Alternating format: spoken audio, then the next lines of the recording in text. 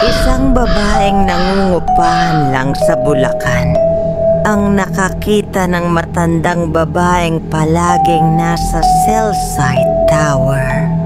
Pinapaligiran ng mga uwak at tila may kakayahang kunin ang mga bata sa gabi. Pagkatapos ng ilang gabi, 2 bata ang nawala. Hanggang ngayon sinusundan pa rin daw siya ng matanda. Panoorin ang kwento ni Glenda, ang babaeng minamatyaga ng matandang babae kahit saan siya magpunta.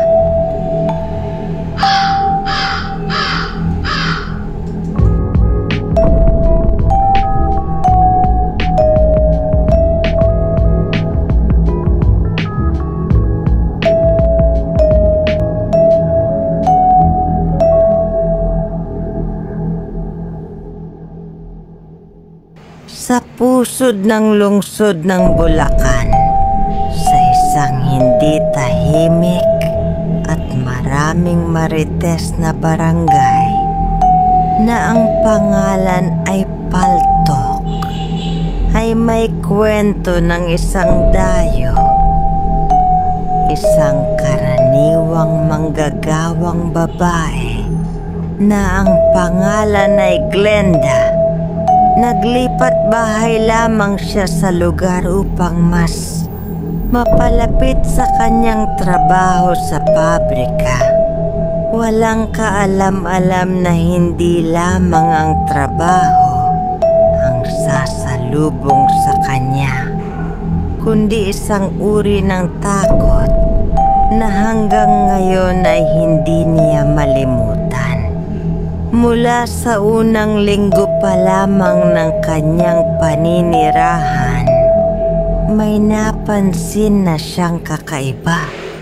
Sa tuwing madaling araw, bandang 5:00, may mga huni ng mga uwak na tila ba'y binubulabog ang katahimikan ng lugar.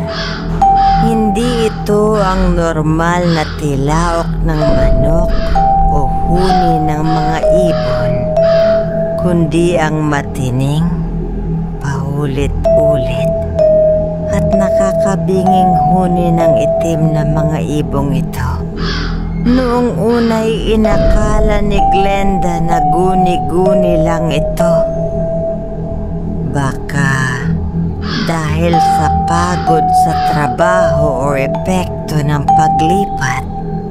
Ngunit habang lumilipas ang mga araw, naging mas madalas at mas malapit ang ingay.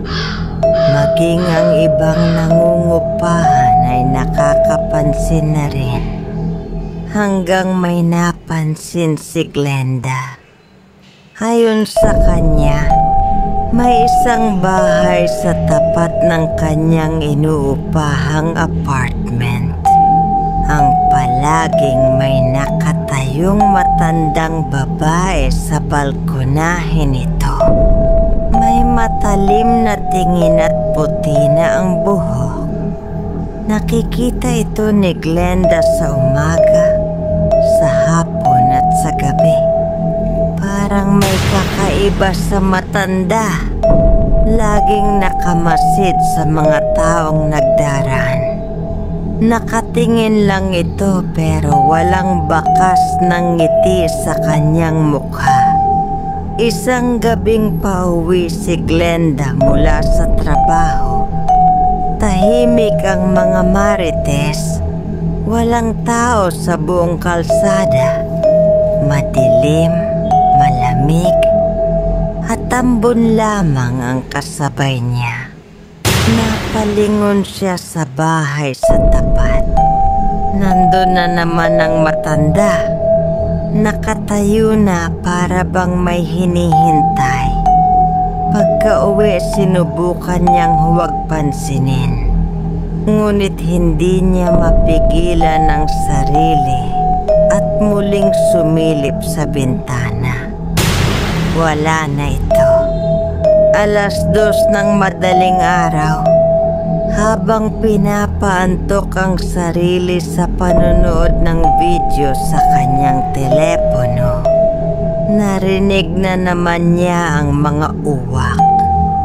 Ngayong gabi, mas malapit at mas maraming huni.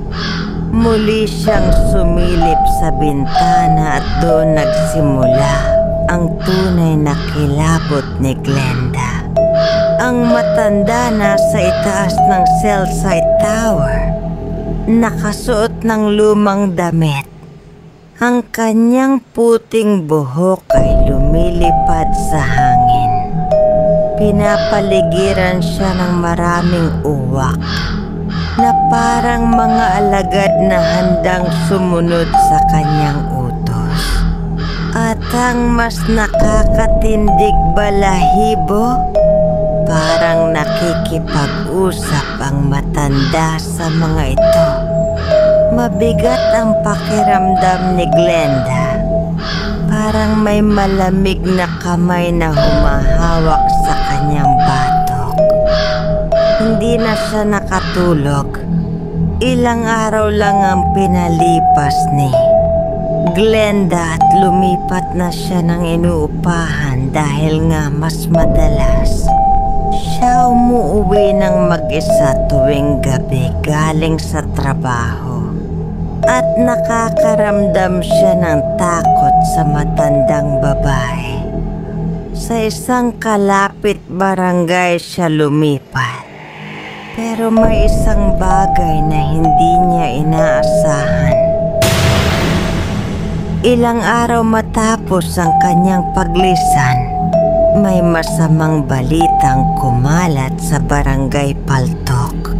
Ayon sa kanyang mga kakilala roon, bigla na lamang nawala ang batang ipinagbubuntis ni Tess, isa sa mga dating kapitbahay ni Glenda sa apartment. Kasunod nito, nawala rin ang 6 na taong gulang na anak ng may-ari ng bilyaran sa tapat. Ang hinala ni Glenda, ang matandang babaeng nakita niyang nakatayo sa itaas ng tower. Malakas ang kutob niya na isa itong aswang.